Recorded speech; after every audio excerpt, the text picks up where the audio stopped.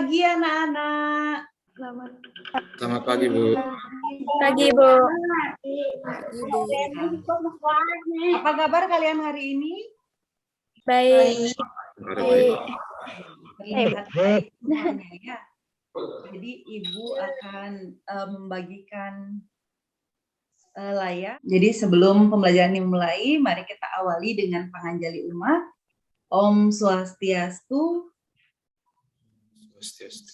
Om Swastiastu. Anak-anak, tadi sebelum slide ini Ibu tampilkan, Ibu mengecek kalian di layar, semua sudah masuk room. Ibu juga sudah mengirimkan pranala presensi di grup kelas. Nanti kalian silahkan diisi ya untuk mengecek kehadiran kalian. Ya, baik anak-anak, mengawali kegiatan kali ini tentunya kita tidak boleh melewatkan doa. Siapa yang mau memimpin doa hari ini? Silahkan raise hand. Atau Ibu tunjuk saja ya biar cepat. Ibu mau Rara memimpin doa hari ini. Ya, silakan Rara. Teman-teman, sebelum kita memulai pembelajaran hari ini, marilah kita berdoa menurut agama dan kepercayaan kita masing-masing. Berdoa mulai.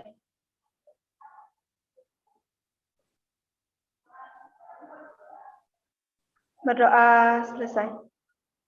Iya. Terima kasih Rara. Sudah ya.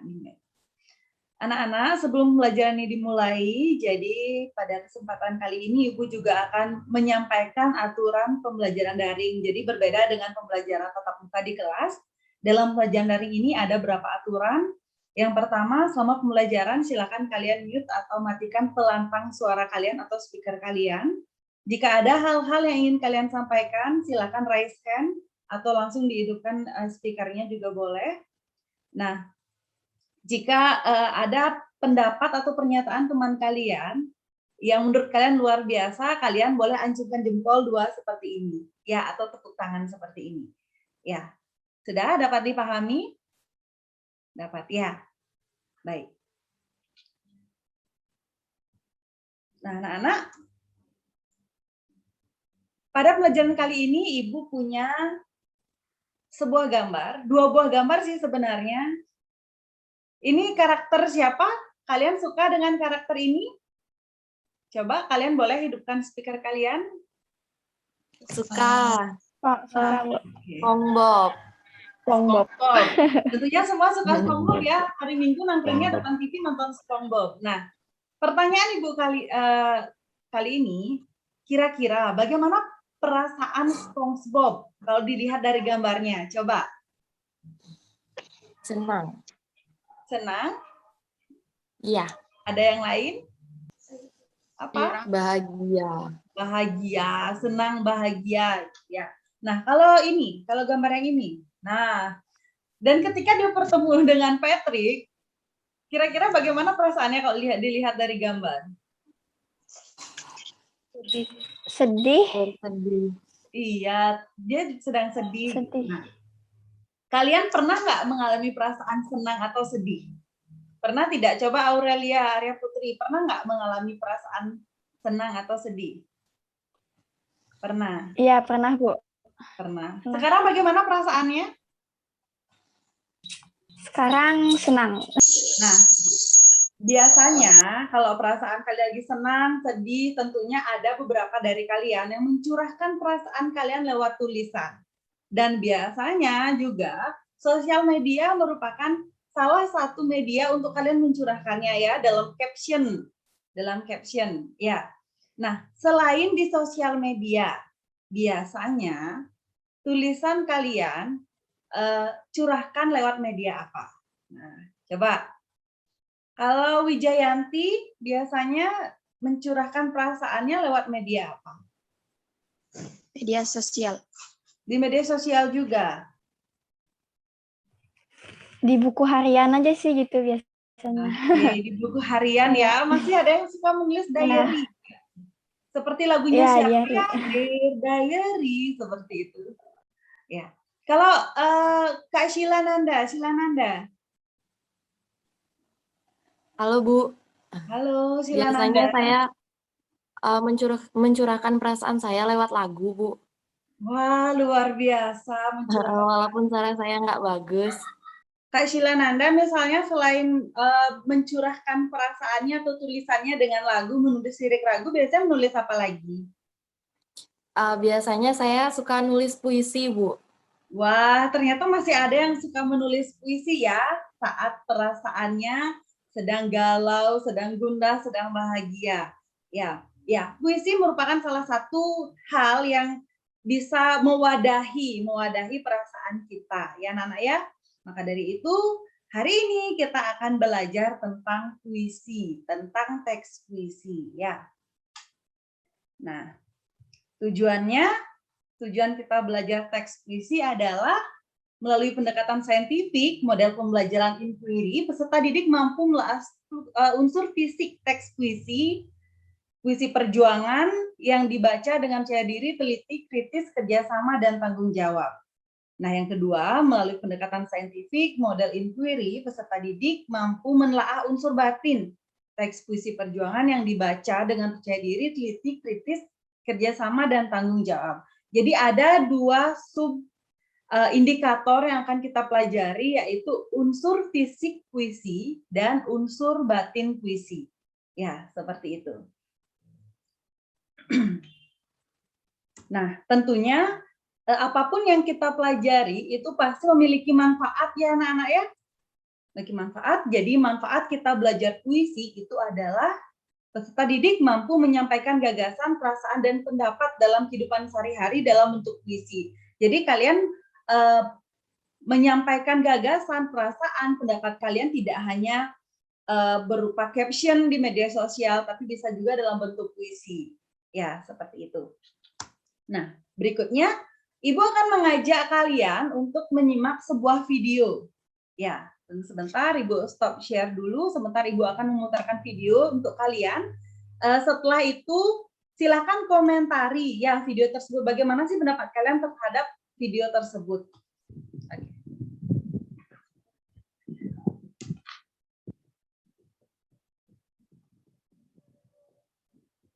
Tubuh biru, tatapan mata, lelaki terguncang, angin tergantung, terkecap pahitnya tembakau, bendungan keluh dan bencana. Tubuh biru, tatapan mata biru, lelaki terguling jalan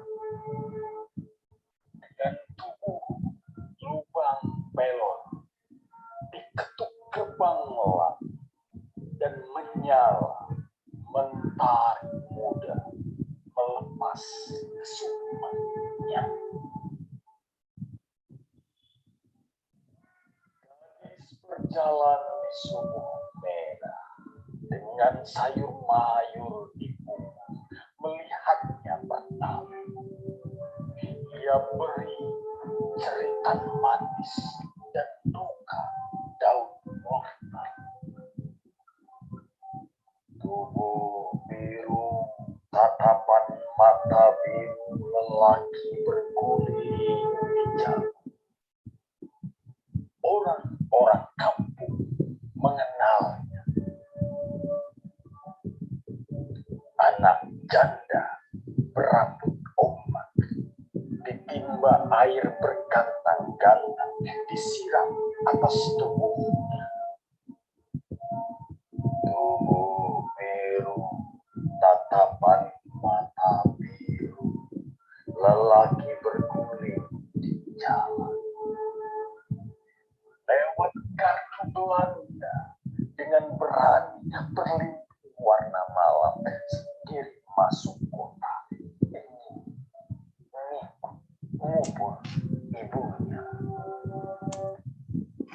Oke, sudah ya, semua sudah menyimak, luar biasa pembacaannya. Nah, coba Ibu mau bertanya pada kalian, menurut kalian bagaimana sih puisi ini? Coba satu orang saja. Tentang perang gerilya, Bu. perang gerilya. Bagaimana pendapat yang lain tentang pernyataannya Sheila? Aditya, coba secara umum temanya apa? Tentang perang, Bu. Tentang perang. Tentang perang. Ada pendapat lain?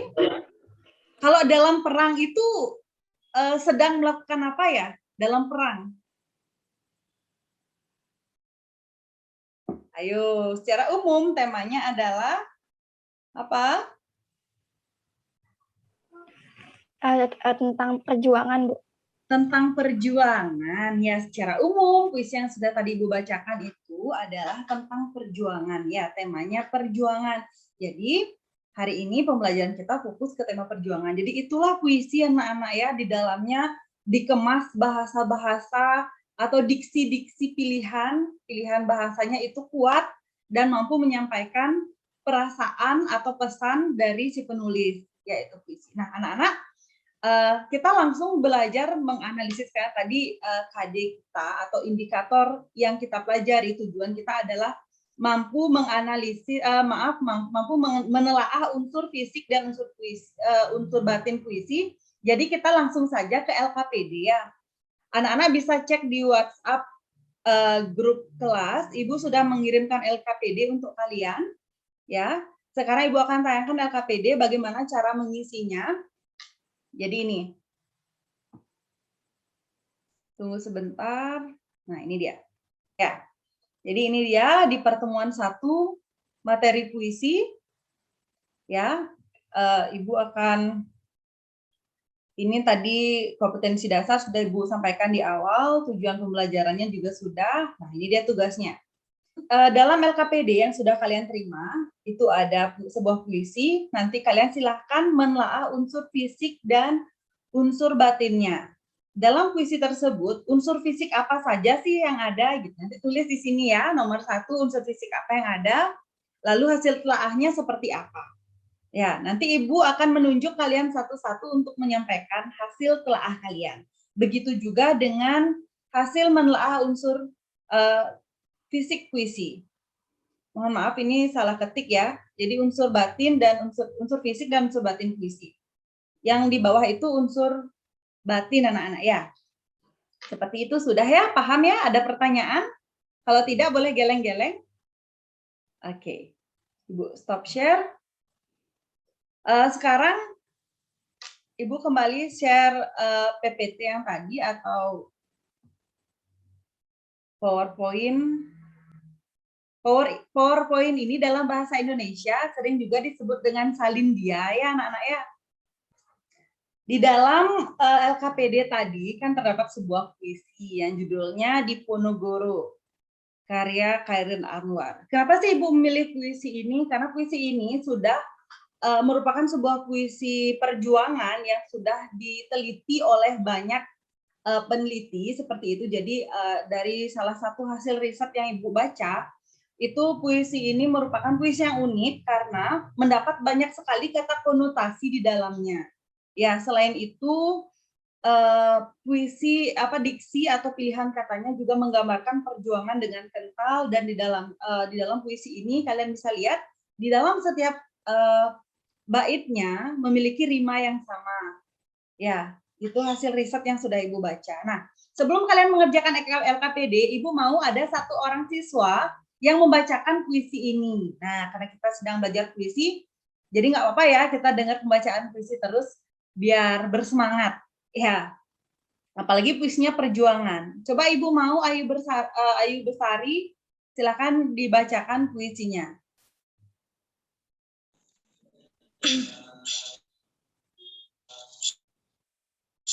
Bisa dimulai, Bu. Silakan. Diponegoro, karya Khairil Anwar.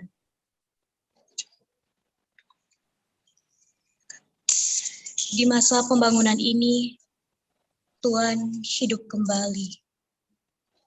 Dan bara kagum menjadi api. Di depan sekali Tuan menanti, tak gentar. Lawan banyak serat. Pedang di kanan, keris di kiri. Berselempang semangat yang tak bisa mati. Maju, ini barisan tak bergenderang berpalu. Kepercayaan tanda menyerbu, sekali berarti sudah itu mati. Bagimu negeri menyediakan api, punah di atas menghamba, inasa di atas ditinda. Sungguh pun dalam ajal baru tercapai, jika hidup harus merasai, maju, serbu, serang, terjang. Yeay, luar biasa ya, luar biasa sekali pembacaan dari Ayu Bestari ini ya. Sudah sering latihan baca puisi sepertinya ini. Hebat. Masih Bu, ya. Oke, luar biasa. Nah, anak-anak, sekarang Ibu beri kalian waktu 5 menit untuk mengerjakan LKPD, ya, untuk menjawab LKPD bagian 1, yaitu menelaah unsur fisik dari puisi Diponegoro ini. Ya, silakan. 5 menit ya dari sekarang.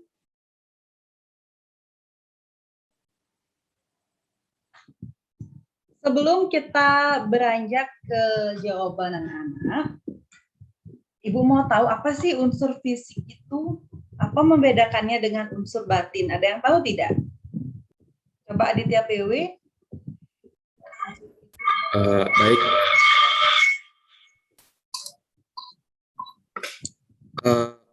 Unsur fisik yaitu unsur puisi yang dapat dilihat dan diamati secara langsung dengan mata. Sedangkan unsur batin yakni unsur pembangun puisi berupa makna yang tidak dapat dilihat oleh kasat mata. Iya, luar biasa ya. Jadi puisi itu bagaikan tubuh, jadi ada fisik dan batin. Jadi fisik seperti tubuh itu kan bisa kalian lihat, ya. Sedangkan batin tidak bisa lihat. Yang bisa kalian tahu batin itu adalah dengan cara merasainya, ya. Oke, baik. 5 menit sudah berlalu, kalian sudah menelaah unsur fisik dari puisi Diponegoro ini. Coba Ibu tunjuk satu orang sekarang. Coba Wijayanti, Ibu mau unsur fisik apa sih yang sudah kamu temukan dalam puisi ini? Satu saja. Diksi. Diksi, ya. Coba sampaikan hasil telaahnya seperti apa. Khairil Anwar dalam puisinya Diponegoro menggunakan kata yang mudah dipahami. Sebagai contoh, tak gentar, lawan banyaknya 100 kali. Iya, jadi diksi itu adalah pilihan kata, ya. Jadi katanya Wijayanti bahwa puisi Diponegoro ini, Khairil Anwar menyampaikan diksi-diksinya mudah dipahami seperti itu. Oke, baik. Terima kasih Wijayanti. Beri jempol dulu untuk temennya. Luar biasa. Oh ya, ada yang Ibu lupa sampaikan, jika dalam diskusi ini atau penyampaian hasil pekerjaan kalian, kalau kalian menyampaikannya tanpa Ibu tunjuk, nanti kalian dapat poin 2. Kalau Ibu tunjuk poinnya 1. Jadi Wijayanti dapat poin 1 ya. Oke, luar biasa. Jangan lupa setiap teman kalian berbicara, setelahnya kalian boleh ancungkan 2 jempol atau berikan tepuk tangan. Ya, yang kedua. Yang lain coba, raise hand sebelum Ibu tunjuk, unsur fisik apa sih yang kalian temukan dalam puisi ini? Tunggu sebentar ya Kak Ayu. Ya. Ayu Bestari, cantik. Ya? Pengimajian, Bu. Pengimajian. Coba dibacakan hasil telaahnya. Pengimajian dapat dibedakan menjadi imaji auditif, imaji visual, dan imaji taktil. Imaji yang digunakan dalam puisi ini adalah imaji taktil. Di masa pembangunan ini, Tuhan hidup kembali. Kalimat tersebut apabila dibaca kapan saja akan relevan dan kita akan merasakan untuk ikut membangun bangsa. Jadi pengimajinasian dalam puisi ini, kata-kata yang digunakan itu membuat kita merasakan bagaimana semangat perjuangan yang diceritakan atau disampaikan dalam puisi ini. Baik, luar biasa ya untuk pengimajinasiannya. Terus sekarang Ayu Bestari, ada yang disampaikan? Ayo silakan. Kata konkret. Konkret, kata konkret ya. Kata konkret. Jika imaji pembaca merupakan akibat dari pengimajian yang diciptakan penyair, maka kata konkret ini merupakan syarat atau sebab terjadinya pengimajian itu. Untuk membayangkan semangat Diponegoro, Chairil Anwar menggunakan kata maju, serbu, serang, terjang. Jadi konkretnya terasa ya. Jadi dengan kata maju, serbu, serang, terjang. Luar biasa ya. 2 poin untuk Ayu Bestari. Berikan tepuk tangan atau jempol kalian mana? Yeay, oke. Selanjutnya, apalagi unsur yang terdapat dalam puisi Diponegoro ini? Coba Ibu mau sekarang. Oke. Unsur dari fisik puisi itu yang saya dapat ada gaya bahasa atau majas. Ya, terdapat gaya bahasa atau majas. Dalam puisi Diponegoro, saya menemukan majas perbandingan hiperbola, yaitu pada ini barisan tak bergenderang berpalu. Kalimat tersebut dikategorikan sebagai majas hiperbola karena melebih-lebihkan barisan yang bergenderang berpalu. Bergenderang berpalu. Ya, berkembang berpalu. Luar biasa ya Arya, ya benar sekali di dalam puisi ini salah satunya terdapat majas hiperbola yang artinya adalah melebih-lebihkan. Jadi nggak ada barisan bergenderang gitu, tidak ada, itu dilebih-lebihkan. Itulah puisi yang mengandung majas di dalamnya. Nah, berikutnya ada lagi Rima. ya, ada rima yang kelima ya. Terus Dengan pergaulan bunyi, puisi menjadi merdu jika dibaca. Pada bait pertama, bunyi yang cukup dominan adalah 1. Di masa pembangunan ini, Tuan hidup kembali, dan bara kagum menjadi api. jadi rima yang digunakan adalah i ya. Di setiap akhir baris menggunakan i rimanya ya. Luar biasa Wijayanti, 1 poin untukmu. Nah, berikutnya tuh dapat jempol, luar biasa. Yuk, berikutnya siapa lagi yang mau? Saya, Bu. Ya, silakan. Unsur fisik yang selanjutnya itu ada tata wajah. Nah, dari puisi itu, Diponegoro merupakan puisi yang masuk dalam kategori konvensional sebagai baris dan bait yang digunakan masih seperti puisi sebagaimana umumnya. Nah, namun walaupun konvensionalnya Chairil Anwar tidak terpaku dengan aturan-aturan puisi pada periode sebelumnya. Iya, luar biasa ya. Luar biasa sekali, Sheila. Tata wajah puisi itu sering juga disebut dengan tipografi. Ya, coba Ibu mau sekarang 1 orang menyimpulkan.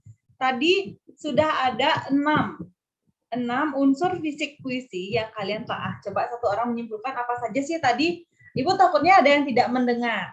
Ya, coba 1 orang Ibu tunjuk sekarang. Nita Serina. Nah, dengar nggak sih tadi temennya bacain apa? Ada 6 unsur fisik puisi. Coba 1. 6 unsur fiksi puisi yaitu diksi pemilihan kata, 2 pengimajian atau pencitraan, 3 kata kontrak, Konkret. 4 kontrak, Nah, 4 gaya bahasa atau majas, 5 rima, 6 tata wajah. iya, ternyata Nita Serina menyimak ya, sebenarnya mencatat dia, makanya sambil membaca. Ya, baik anak-anak, dapat Ibu simpulkan bahwa unsur fisik dalam puisi itu terdapat diksi, imaji, kata konkret, gaya bahasa, rima, dan tipografi. Ya, nanti selanjutnya kalian bisa baca di buku teks lagi ya. Di diksi adalah pilihan kata, Jadi imaji itu adalah hal yang melibatkan penggunaan indera manusia, terus kata konkret memungkinkan terjadinya imaji itu. Lalu gaya bahasa adalah menghidupkan, menimbulkan makna-makna konotasi dengan bahasa figuratif. Lalu rima itu adalah persamaan bunyi pada puisi, dan terakhir tipografi atau wajah puisi. Ya, seperti itu. Nah, berikutnya anak-anak, kita akan masuk ke unsur batin seperti tadi yang sudah dijelaskan oleh teman kalian Aditya, bahwa unsur batin itu adalah unsur yang tidak dapat kalian tangkap dengan indera. Kalian hanya dapat merasainya atau merasakannya. Ya, seperti itu. Nah, sekarang Ibu kembali memberikan kalian waktu 5 menit untuk menelaah unsur batin dari puisi ini. Yuk, 5 menit dari sekarang.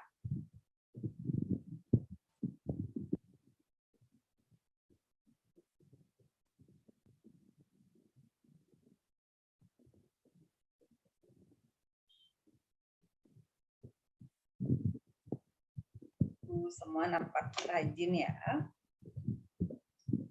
Sudah semua mengerjakan? Silakan dilanjutkan. Baik, anak-anak, 5 menit sudah berlalu. Ya, sudah selesai?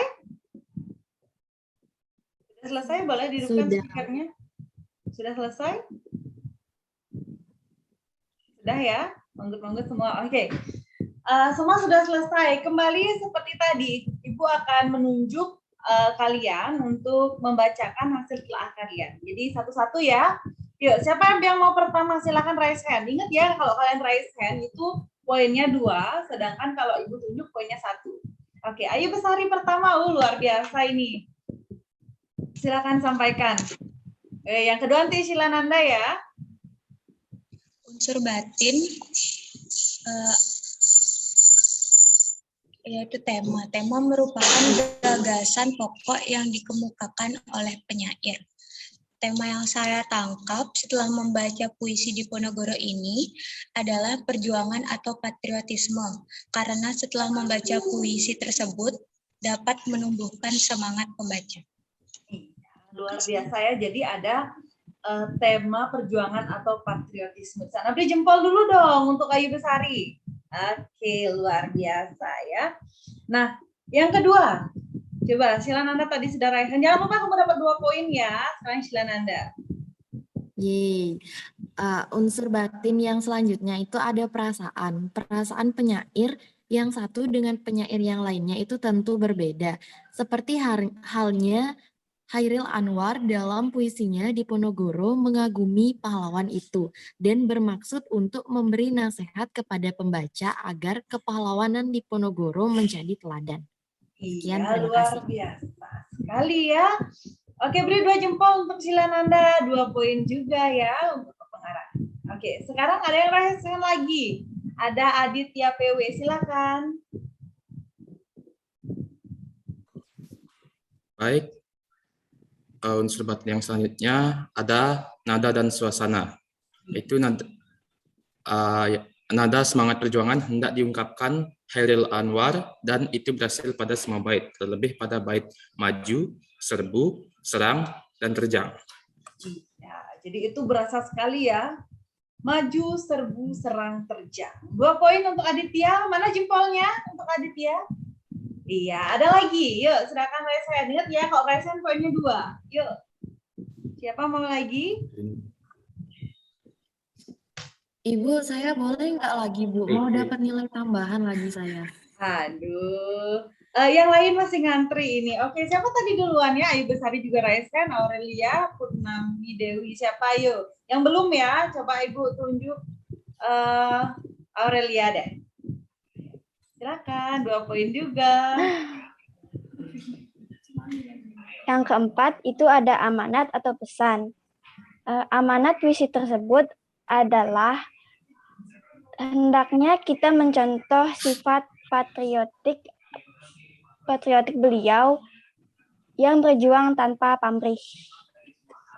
Ya, jadi mencontoh jiwa patriotiknya pahlawan Diponegoro. Ya, 2 poin untukmu, luar biasa. Jempolnya mana dong?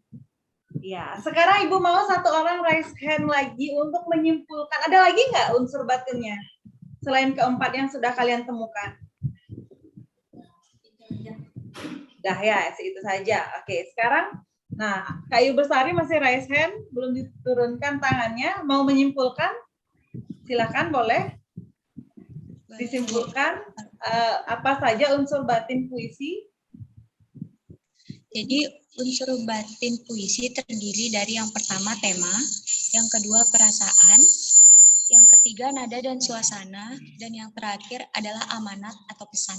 Iya, luar biasa. Jempol dulu dong.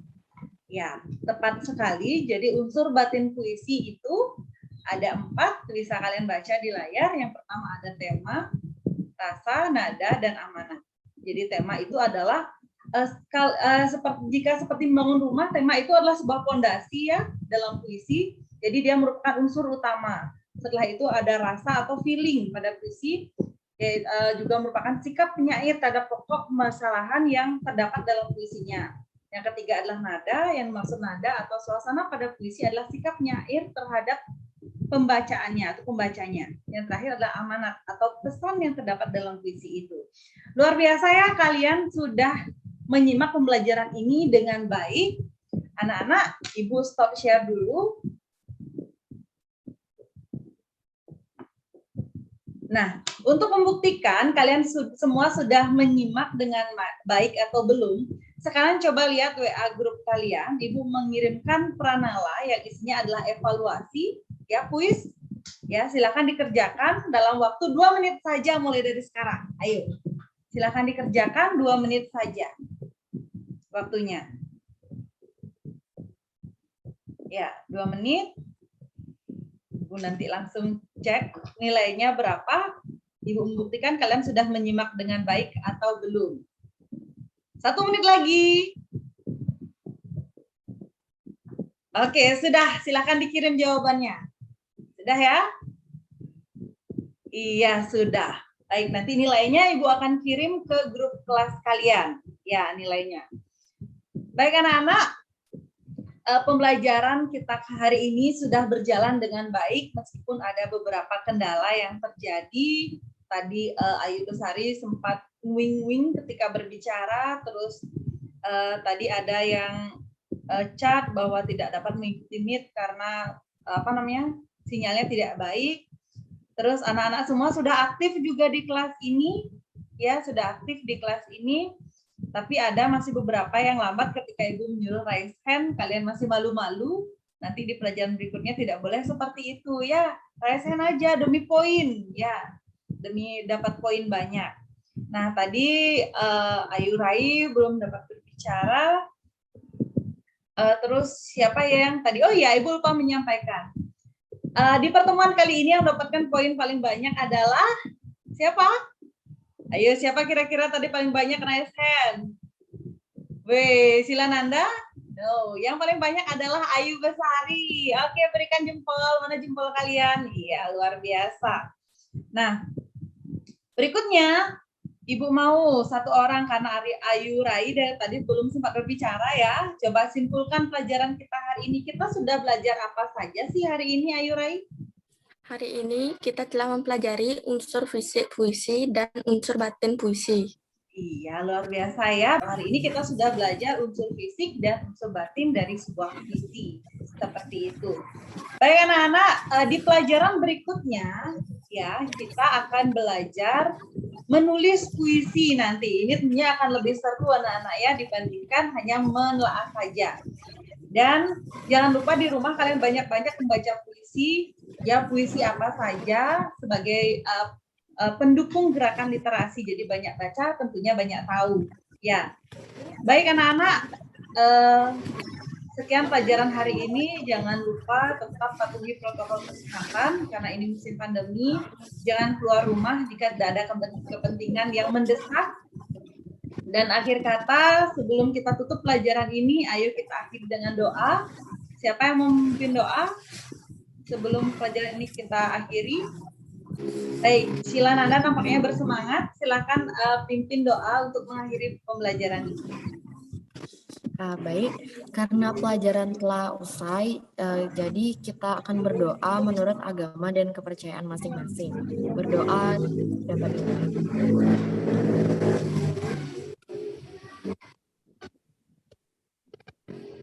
berdoa dapat diakhiri. Terima kasih Silananda. Baik anak-anak dan pelajaran kali ini, mari kita tutup bersama-sama dengan para mesati. Om Santi Santi Santi Om. Terima kasih, selamat siang.